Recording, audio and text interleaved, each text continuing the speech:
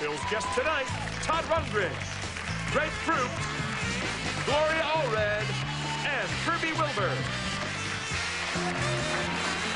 Well, thank you very much. Happy St. Patrick's Day. They're all drunk, as you should be now getting sloshed. Well, I'm half Irish. This is my day. And over at the White House, President Clinton, also of Irish roots, he wore a green tie, just like everyone does. Of course, the Republicans jumped all over this. They said this was a signal to Monica Lewinsky that he wants to have a three-way with Kathy Ireland. So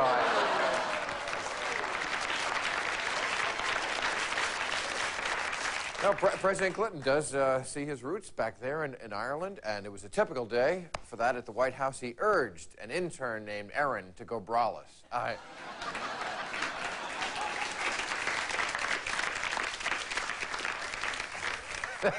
You're too drunk to think. Okay.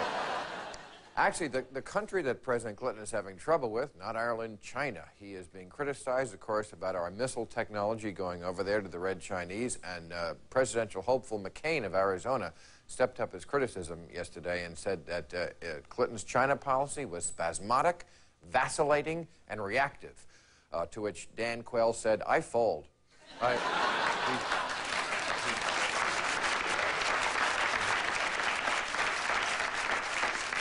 Now, another campaign presidential hopeful has been out there on the hustings trying to drum up support. Al Gore yesterday said, "My father," I love this, he was talking about his past, he said, "My father taught me how to clean out hog waste with a shovel, how to clear land with an axe, how to plow a steep hillside with a team of mules." And then Steve Forbes came in. He said, "That's nothing. My father made me mop up after his gay orgies," which I...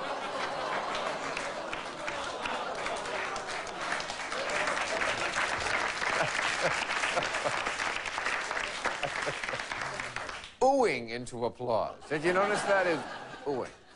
And finally, do you have Oscar fever? This town is already gripped by Oscar fever. Of course, the ceremony is Sunday. There are protests already starting about the award being given to Elia Kazan, of course, because during the 50s, he named names. And President Clinton said he can sympathize. He said, you know, you spend a lifetime doing good work, and all they remember you for is fingering your co-workers. All right. Let us bring out our panel. She is one of America's best-known and most controversial feminist attorneys, Gloria Allred, right over here. Hey, Gloria. How are you, beautiful? Nice to see you. Thank you for coming. He is a talk radio host and the author of The Right Thing to Say, Kirby Wilbur, right here. There it is. Kirby, how are you? Very good to see you again.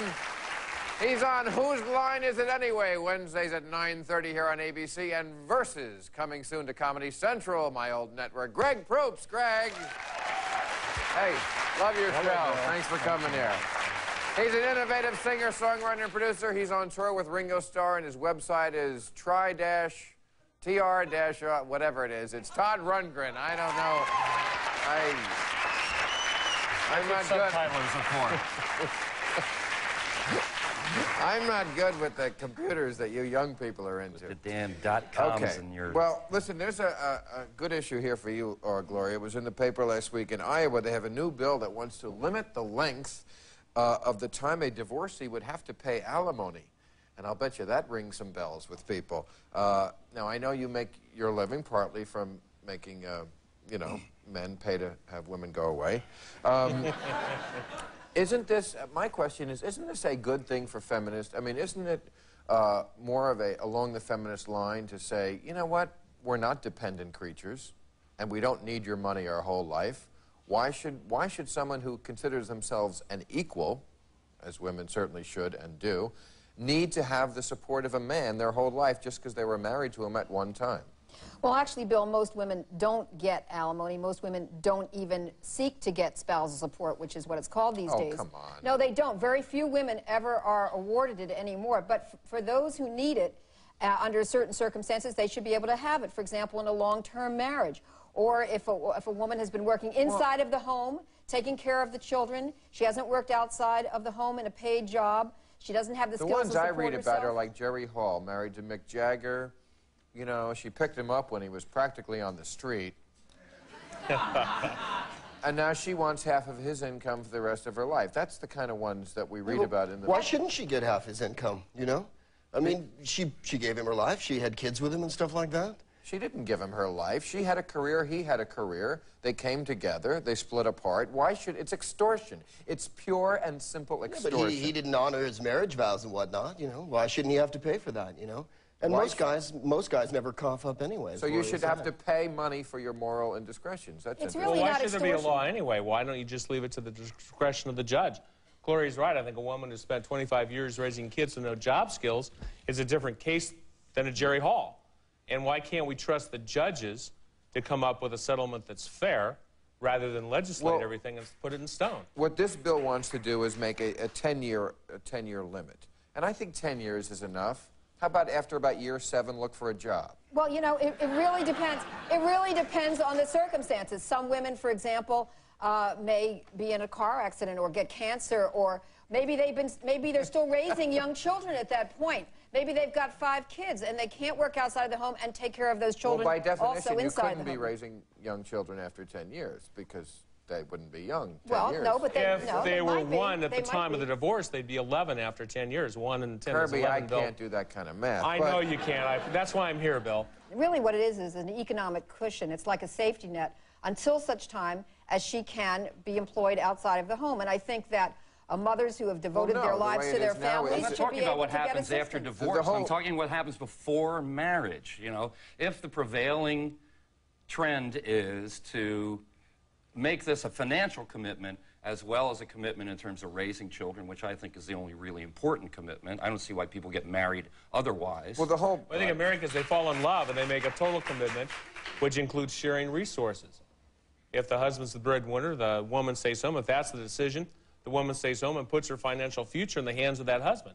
And for that husband to then find a younger woman, if that's the case. So why legislate it? Why not just let the judge make a decision that's fair to both parties? But I mean, Jerry Hall should not get alimony from Mick Jagger. The whole point she of this, need it. but all right, forget Jerry Hall. But the whole point of this bill, is to say there should be a limit to it, that it shouldn't go on forever, that women shouldn't be able to have it both ways, to say, you know, we want equal pay, but if we get divorced, then suddenly we're helpless and dependent. But does there need to be a limit on it, do you think? I mean, is that something that needs to be set hard and fast, as Kirby said? Isn't it a case-by-case thing rather than just say that all women get cut off after 10 years, you know? But that's what that'll just change with jurisdiction. You know, you move to another court and the judge will give you a different judgment on it. No, not really. Not But really, there shouldn't be any arbitrary cutoff, though. It should be based on what is reasonable under the circumstances. Look at each situation differently. Courts will always obviously, decide. if it was reasonable, they wouldn't be presenting this bill. If there was this situation, they wouldn't have to present a bill to say, Are you suggesting that all bills are introduced because of situations that are reasonable? Are you suggesting all laws are reasonable? No, I'm suggesting they need to redress the situation. No, I suspect the legislator was divorced and got hit with a big settlement and wants a way out. That's what happened. Okay, well, I got to get a way out because we're late for a commercial. We'll be right back.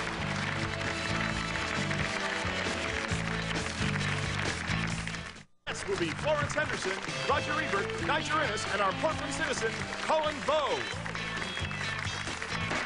Okay, you know, Gloria, whenever you're here, I like to take advantage of your legal expertise, which I certainly don't get at home. Now, I don't know if anyone in this audience, but probably some have been tested at your workplace for drugs. You have to pee into a cup. Okay.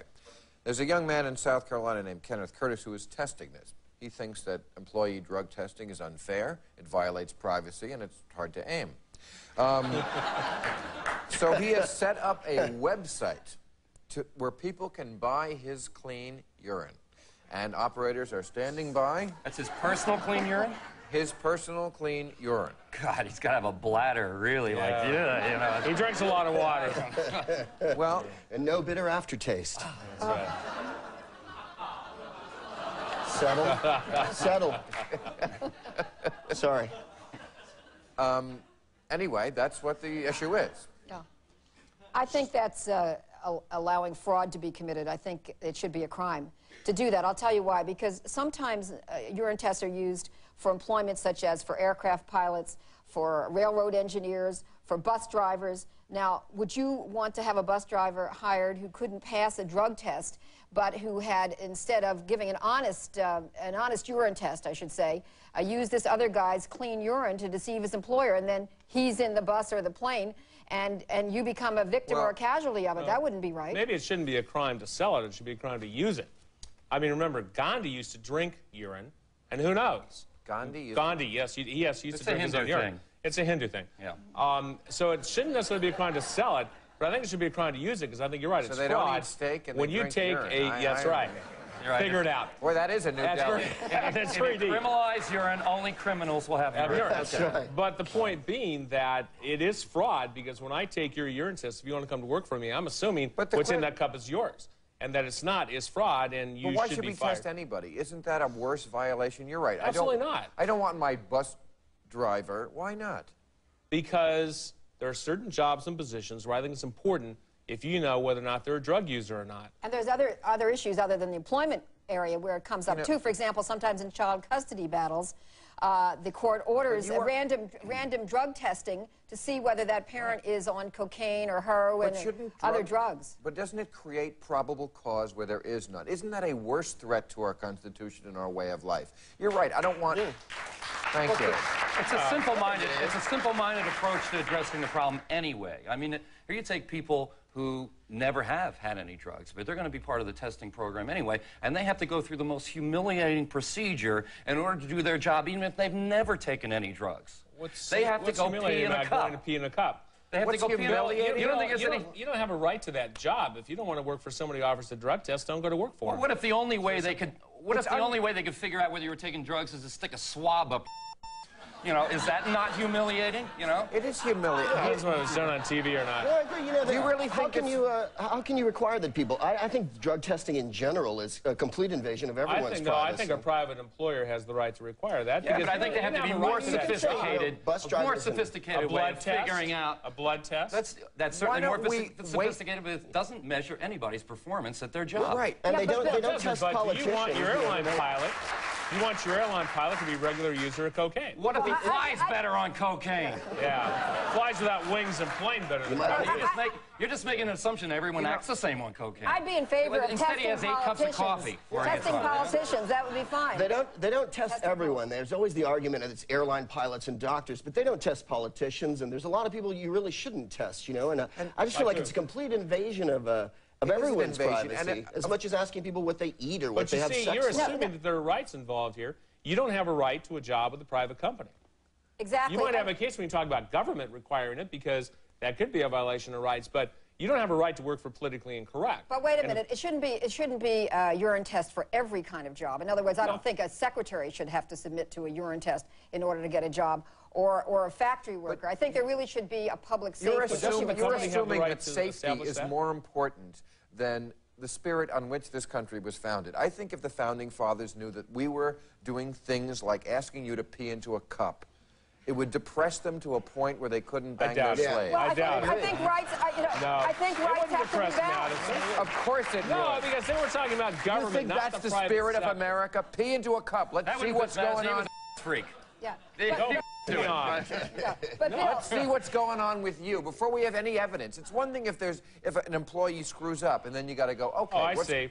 The plane crashes in the wheat field, and now we have evidence the pilot was on cocaine. It's a little late for the passengers. Again, you're presuming everyone's going to crash on cocaine. I think alcohol might be more of a problem than any illegal drugs. Thank you. Yeah, but Bill, take my example of the child custody cases where often the urine tests are now asked for, and it's helpful to the judge to decide whether or not that parent has a drug problem and deciding whether or not that parent should be awarded custody. Now you have a risk of harm to the children, a possible risk, if their parent is on drugs. Don't you think that that the court should know whether or not the parent has a drug problem? But, Gloria, that's the whole thing, is built on this sense of possibility. Let's invade your privacy on the possibility that you are a criminal in some way. But your privacy is only invaded because you want that job. If you don't want it invaded, don't get the job. Well, it's not like they're rounding you up on the street and forcing you to pee in a cup. You're peeing in a cup because you want to go to work for a certain company. If you don't want your privacy invaded, don't go to work. Well, I agree with you, Bill, that, I mean, for example, in a child custody situation, I don't think they should be given to every person who is seeking custody, but I think if there is some cause to believe that the parent has a drug problem or has had in the recent past, then in that case, I think they should be given a urine test. I'm going to have a problem with ABC Network if I don't take a commercial.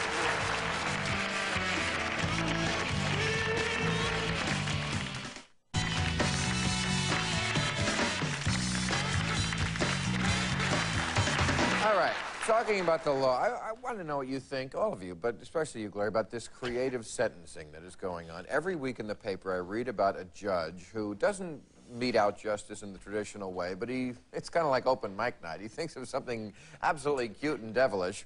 I'll give you some examples. In Memphis, a guy sentenced a robber to, he said the victims of the robbery could go to the robber's house and take some of his stuff.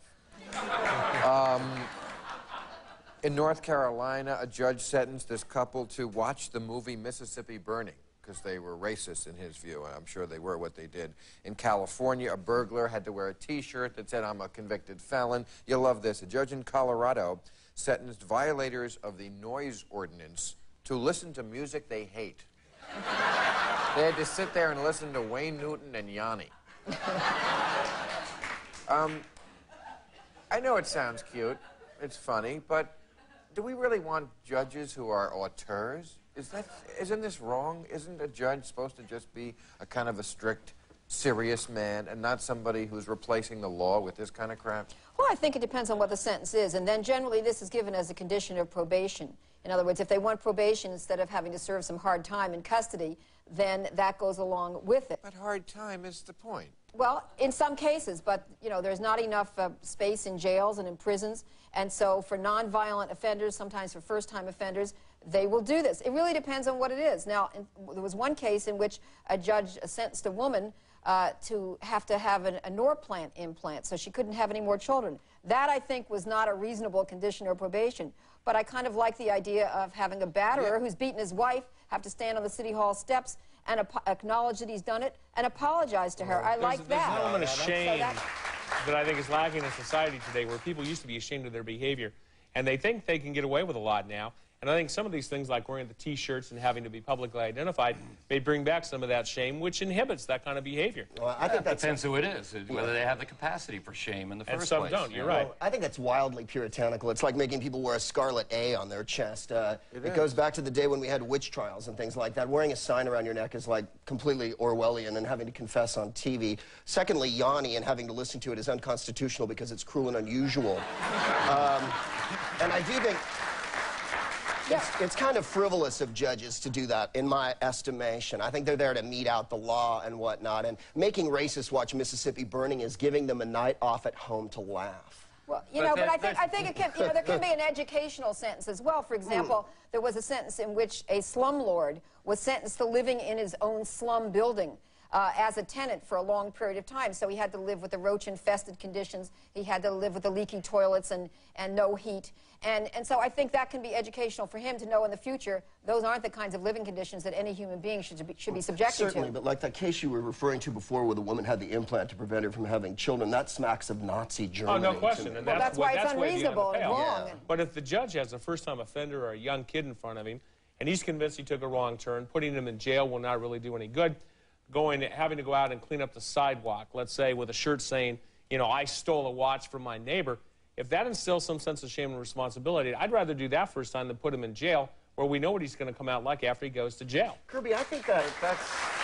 And if he's a repeat offender, then you put him in jail. But I trust judges to have some discretion in decisions like that. Sure, I get your point about that, but I think what it does, especially if you have a first-time offender and you're making them wear a T-shirt, you know, billboarding their crime, that creates a sense of resentment that lends itself to criminality. Basically, it makes you hate the system for punishing you and publicly humiliating you. And they wouldn't hate it for being in jail and having the gang come over and say, hi, you look young and fresh and new. Let's get together tonight. Kirby, your jail experience is more. I'm sorry, I have no jail experience. I'm just, But you got your rap down really good. Yeah, yeah, thanks, Bill. If you do go, that's a really good rap. Yeah, the court system winds up doing the jobs that parents shouldn't have done.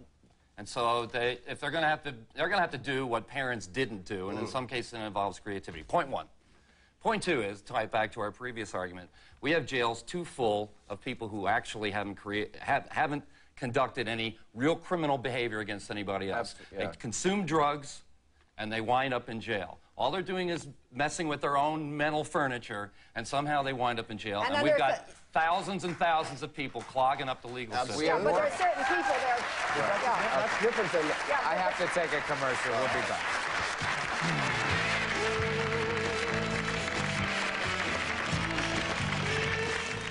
In the Los Angeles area and would like free tickets to Politically Incorrect, call 323-575-4321.